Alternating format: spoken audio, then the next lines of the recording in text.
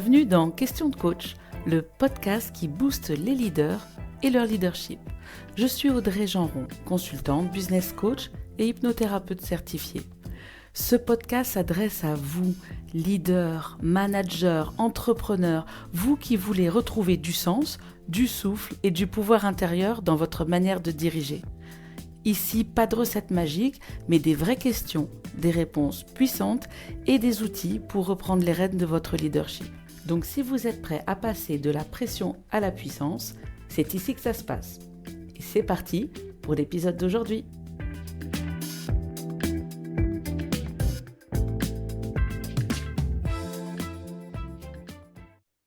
Hello tout le monde, bienvenue dans Question de coach, le podcast qui aide concrètement les experts du monde corporate à créer leur propre entreprise rentable et durable.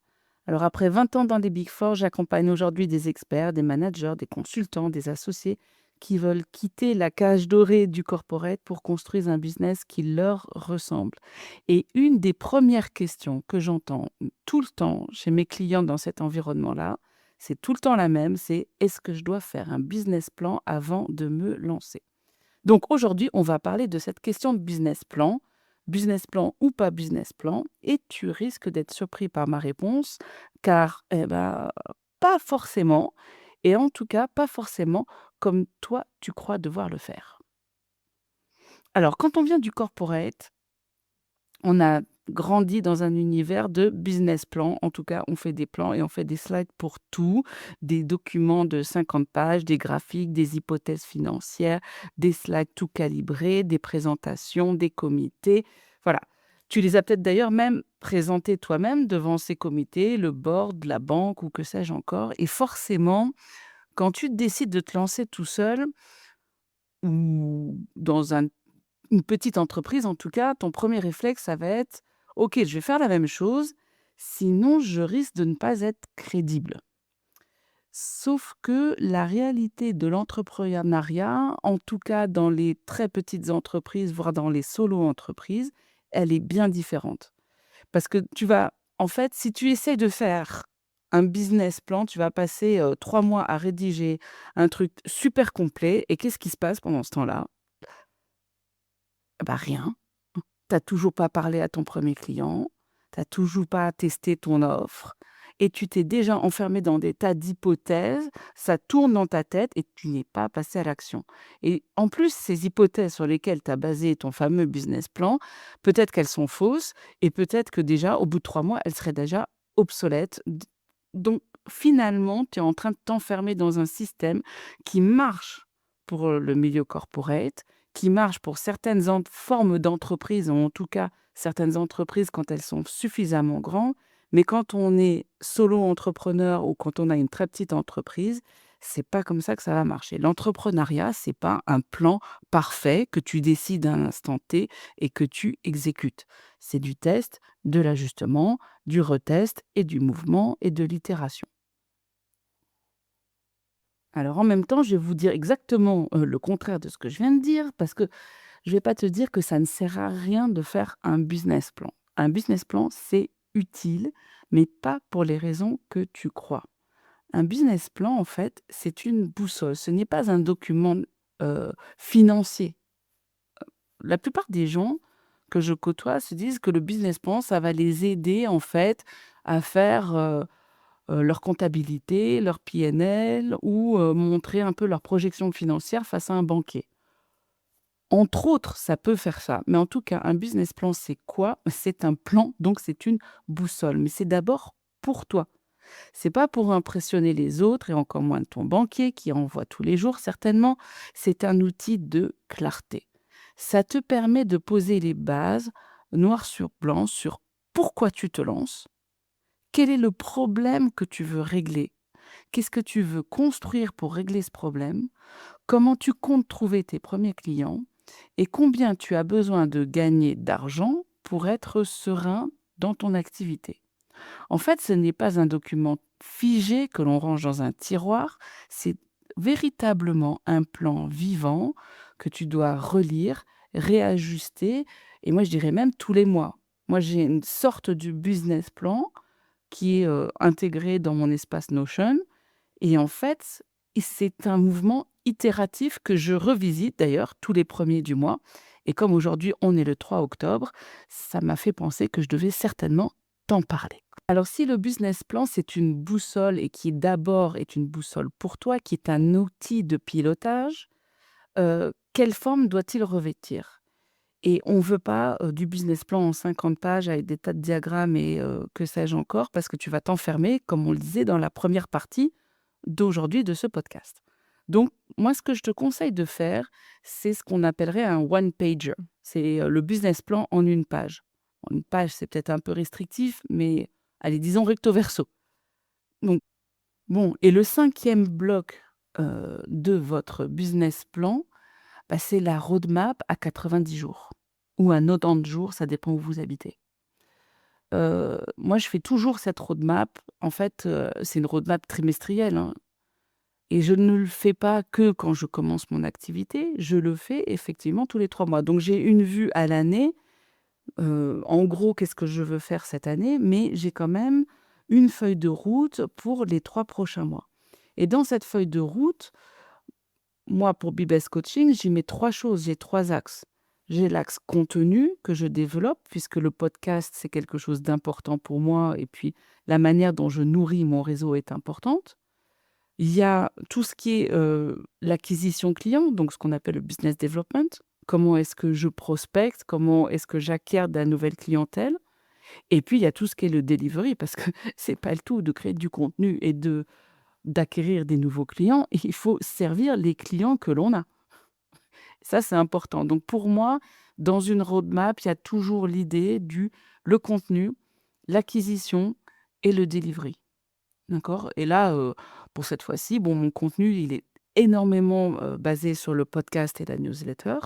OK? Donc je planifie, en fait, sur les 3 mois à venir, quel type de contenu je veux développer. Ensuite, je planifie aussi, bah, les rendez-vous prospects que je ne veux pas rater, que ce soit des événements, de réseautage, du networking dans ma région, que ce soit, des déjeuners que je veux organiser ou d'autres événements que je veux organiser autour de mon business. Et puis, il y a toute la partie delivery. Qu'est-ce que c'est Quels sont les grands, rendez-vous que je ne dois pas rater avec mes clients existants et aussi quels sont les produits que je veux mettre sur le marché en delivery, ce qui va aussi conditionner le contenu et le business dev que je peux faire par ailleurs. Donc j'ai toujours dans ma roadmap ces 3 axes: contenu, business dev, delivery. Ma cliente dont je vous parlais, qui est, consultante en regulatory, elle, c'était la même chose, hein. Elle avait aussi ses axes comme ça dans la roadmap et au début, elle a dû, mettre sur sa roadmap, d'abord clarifier son offre, clarifier aussi ses tarifs. Donc vraiment, tout au début, quand on a travaillé ensemble, dans sa roadmap, il y avait un axe très fort autour de clarifier son business. Il y avait aussi, au niveau du contenu à publier, des posts LinkedIn. Et puis, au niveau de tout ce qui était business development, c'était contacter, des anciens collègues, contacter des anciens fournisseurs, enfin des gens de son réseau pour leur annoncer son lancement, pour leur présenter, heu, potentiellement son offre qu'elle était en train justement de clarifier, ses tarifs, pour aussi avoir leur avis et pouvoir, le cas échéant aussi, itérer. Tout ça, c'était sur sa roadmap, la toute première roadmap qu'elle a fait, tout au début de son activité. Concrètement, comment tu vas faire? Moi, ce que je recommande à tous mes clients, donc, c'est de commencer par ce one pager. C'est un peu comme un flyer, si tu veux. Une seule page, 5 blocs, pas plus.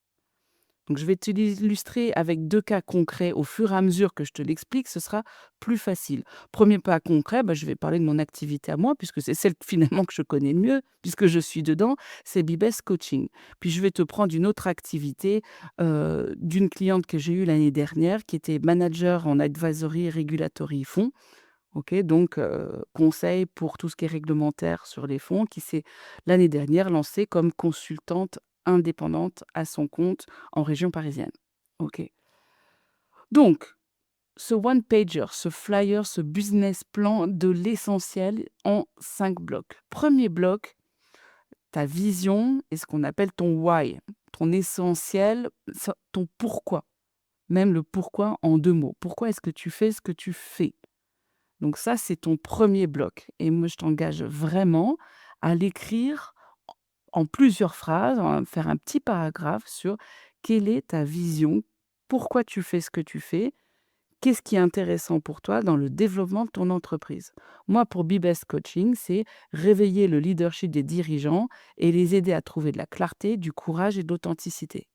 Voilà, ça c'est ma vision, c'est mon why, c'est ce qui m'anime, c'est c'est ma mission, si tu veux. La consultante régulatory, dont je te parlais, pour elle, c'est simplifier la complexité réglementaire pour que ses clients puissent se concentrer véritablement sur leur performance.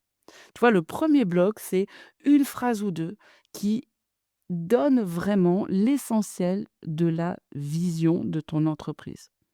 C'est, véritablement, heu, ton étoile polaire, hein. C'est l'étoile que tu vas suivre au fur et à mesure du développement de ton entreprise. Une phrase, 2 phrases et honnêtement, avant d'arriver à cette phrase-là, souvent, il y a du chemin parce que c'est pas facile de l'exprimer. Pour moi, c'est réveiller le leadership des dirigeants, trouver de la clarté, du courage, de l'authenticité. Ça, c'est le premier bloc. Deuxième bloc, c'est les offres, donc les produits que tu veux mettre sur le marché et ton positionnement. On peut en dire plein de choses, hein. Honnêtement, rien que là-dessus, on peut passer, des heures et des jours et des semaines, d'accord? Mais c'est déjà pour te faire avancer dans ton idée. Qu'est-ce que tu veux mettre comme offre sur le marché qui va répondre aux besoins de tes clients? Comment tu te positionnes par rapport à ça? Pour moi, dans Bibest Coaching, ça va être du coaching d'exécutif, ça va être mon incubateur, E2E, hein, avec ma méthode spécifique sur les experts vers entrepreneurs et des ateliers de leadership. C'est mes 3 gros produits au sein de Bibest Coaching que j'apporte avec les freelances qui m'accompagnent. C'est véritablement ça, du coaching, l'incubateur E2E et des ateliers de leadership.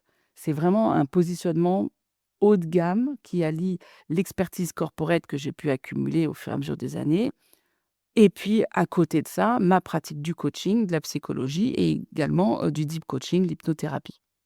Ça, c'est mon positionnement unique et c'est le type d'offre que je peux offrir. La consultante régulatory dont je parlais, elle, ce sont des missions de conformité, des accompagnements de clientèle pendant 6 mois sur des points régulatory précis et elle fait aussi de la formation dans ces entreprises. Elle a un positionnement d'expert, mais d'expert accessible, pragmatique et très orienté résultat et c'est sa manière unique, en fait, de proposer ce type de produit. Voilà. Ce bloc numéro 2, l'idée, c'est quelle solution, quelle offre, quel produit tu proposes et qu'est-ce qui fait que tu te positionnes de manière différenciée par rapport à d'autres gens qui feraient le même type de produit. Bloc numéro 2, offre et positionnement. Le bloc numéro 3, c'est ta stratégie commerciale et ta stratégie de visibilité. Ouais, c'est des grands mots, hein, tout ça. On est d'accord, et des grands concepts. Je te donne un exemple du coup pour Bibest Coaching, ça va être pour moi le podcast, la manière dont je vais, réseauter et puis la manière dont je vais me présenter aussi sur LinkedIn qui est, mon réseau social de prédilection puisque je m'adresse essentiellement à des gens qui sont déjà dans un milieu très corporate. Donc ma stratégie commerciale, elle va être très orientée sur le podcast, mon réseau de proximité, humain et puis mon réseau social à travers LinkedIn. C'est pour moi, c'est donner de la valeur en amont pour pouvoir transformer en client qualifié. Je crois beaucoup dans le partage. Je crois beaucoup dans le fait que donner de la valeur dans un système, dans un réseau, ça va à un moment ou un autre, ça va revenir. Bien sûr, il faut le faire avec de la compétence, de l'expertise. Il faut le faire dans certains formats pour pas non plus s'y épuiser. Mais je crois beaucoup que donner, c'est le premier geste pour recevoir et pour pouvoir transformer des personnes en véritables clients. Ça, c'est pour Bivest Coaching. Ma consultante régulatory, elle aussi, elle était positionnée sur LinkedIn puisque, son réseau, hein, c'est véritablement les banques, les fonds. Et puis elle a aussi maintenant une newsletter qui est mensuelle, qui est très qualitative, beaucoup de qualité là-dedans. Elle fait vraiment beaucoup de recherches pour, donner une newsletter qui a beaucoup de choses au niveau du fond. Elle fait un voire 2 posts LinkedIn par semaine aussi qui réorientent vers le sujet de sa newsletter du mois et elle utilise aussi, des cafés, des petits déjeuners avec des anciens collègues pour réseauter et pour pouvoir étendre, en fait, sa visibilité. Donc le bloc numéro 3, c'est la réflexion que tu peux avoir par rapport à ta stratégie d'acquisition de clients, ta stratégie commerciale et la manière dont tu te rends visible. Ce qui sont 2 choses différentes, hein. Comment être visible et comment transformer des clients sont 2 choses différentes, mais je ne vais pas rentrer ici trop dans le détail. Il faut déjà commencer par penser sur comment je me rends visible et comment je transforme des gens qui me voient en personnes qui vont signer avec moi. Troisième bloc. Alors le quatrième bloc, de ton business plan version, écourtée, version, page unique, c'est ton modèle financier, mais un modèle financier minimaliste, hein. L'histoire, c'est pas de faire, des projections financières, trop alambiquées. De toute façon, tu vas partir sur des hypothèses et en plus des hypothèses souvent qui n'engagent que toi pour le moment ou qui engagent qu'un très petit nombre de personnes, mais avec beaucoup de variables. Donc il va falloir énormément itérer et là, il va pas falloir seulement se figurer, le modèle financier de combien je veux gagner, mais il faut pas oublier 2 choses essentielles dans le modèle financier, de ton business plan. Ça va être les coûts fixes surtout, parce que c'est ceux que tu vas pouvoir prévoir et la trésorerie. Parce que c'est pas parce que tu as facturé qu'on t'a payé. Ça paraît évident dit comme ça, hein, et puis il y a en plus, est-ce que tu vas être soumis à la TVA? Et puis il y a, l'impôt sur, le revenu ou ton impôt société qu'il va falloir planifier. Parce que si tu constitues pas un peu de trésorerie, le jour où ça te tombe dessus, ça peut faire très mal. D'accord? Moi, chez Bibes Coaching, je vais avoir un objectif annuel entre, allez, 200 et 250 000 € annuels, d'accord? Tout compris, OK. Bon, j'ai très peu de TVA parce que, très souvent, en fait, les personnes que je sers sont pas dans le même pays que moi. Donc et comme ils sont au niveau européen, moi, je vais facturer souvent sans TVA, OK. Et puis, je vais avoir très peu de frais fixes parce que, quand tu es dans un domaine comme le mien, tu as quoi? Tu as ton ordinateur, tu as ton écran, ta souris. Bon, j'ai la plupart des trucs, c'est des softwares, des outils marketing, des déplacements. Je vais avoir aussi tous les frais de formation parce que je me forme énormément. Mais bon, avant de bouffer, vraiment quelque chose de conséquent, ça va. J'ai le temps de voir venir en frais fixes, j'ai pas grand-chose.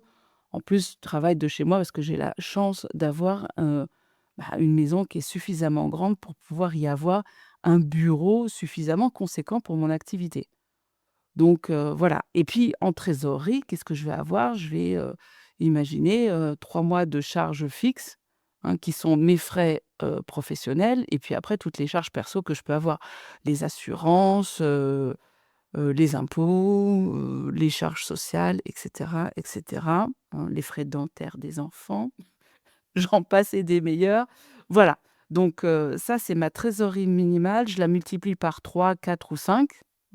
Comme ça me fait un coussin que je sais suffisamment confortable et du coup, ça me permet de piloter ma trésorerie. Ça me permet de piloter, combien j'ai besoin de coussins et à quel moment est-ce que je dois m'affoler ou pas.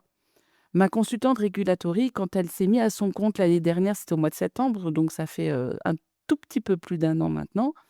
Elle avait un objectif d'à peu près 100 000 € de revenus la première année et en frais fixes, quand on avait calculé les assurances, les logiciels, ses frais de networking, déplacements et cetera, elle imaginait quelque chose entre 10 et 15 000 €. Donc voilà, elle avait de l'investissement de départ pour s'acheter, un peu de matériel, pour s'acheter, l'ordinateur, enfin voilà. Elle avait par contre, elle, des frais heu, de location de bureau, voilà. Bon, donc l'idée est c'est qu'au départ, d'envisager une trésorerie, on va recommander quelque chose entre 4, 5, 6 mois de charge pour être sûr qu'entre le moment où elle commence à développer son activité et le moment où elle va se faire payer, elle ait suffisamment de trésorerie pour pouvoir subvenir à ses frais professionnels, et qu'elle puisse avoir son investissement de départ et puis qu'elle puisse assurer son train de vie, qu'elle a peut-être un peu réduit par rapport à ce qu'elle avait dans le passé, juste pour être sûre de faire face. Bon, spoiler alert, elle a pas eu besoin de manger toute sa trésorerie parce qu'elle a eu des clients très, très rapidement. Au bout des vraiment des premières semaines, elle avait déjà de la clientèle et en plus, elle avait de la chance, c'est des gens qui payaient vraiment, rubis sur l'ongle et elle a pas dû trop attendre pour se faire payer déjà dès le départ.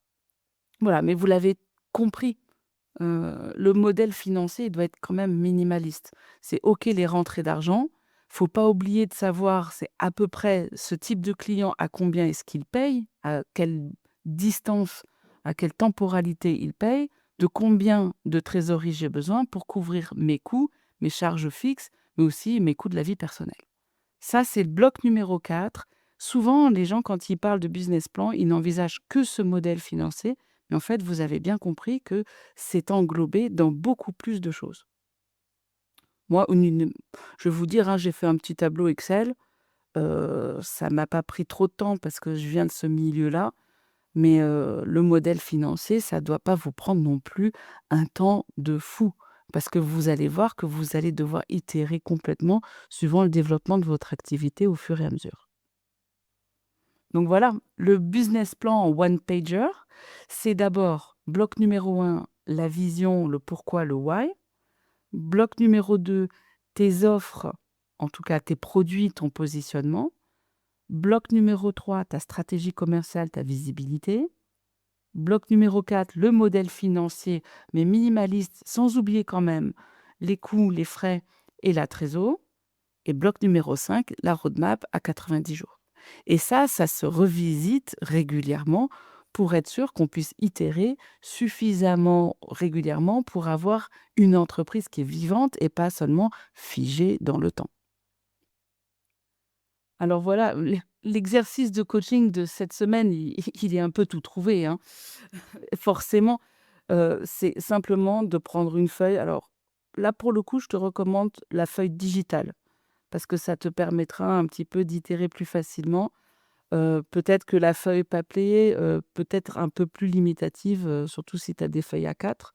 Moi, pour le coup, là-dessus, je vais travailler sur du whiteboard, si tu es sur Microsoft, ou sur du Notion, enfin où tu veux. Mais en tout cas, pour te permettre, de pouvoir itérer suffisamment sans que ça fasse des gros pâtés, d'écriture difficiles. Mais bon, sinon une feuille A4, ça peut marcher aussi. Et dans chacun des 5 blocs, tu vas écrire tes réponses aux questions que je viens de te donner, hein. Donc, c'est quoi ta vision, ton why, tes offres, comment tu veux t'y positionner, ta stratégie commerciale, ton modèle financier et ta roadmap à 90 jours. L'exercice pratique, cette semaine finalement, l'ensemble de ce podcast est un exercice pratique. Là où ça va être intéressant, c'est de se limiter quand même dans le temps.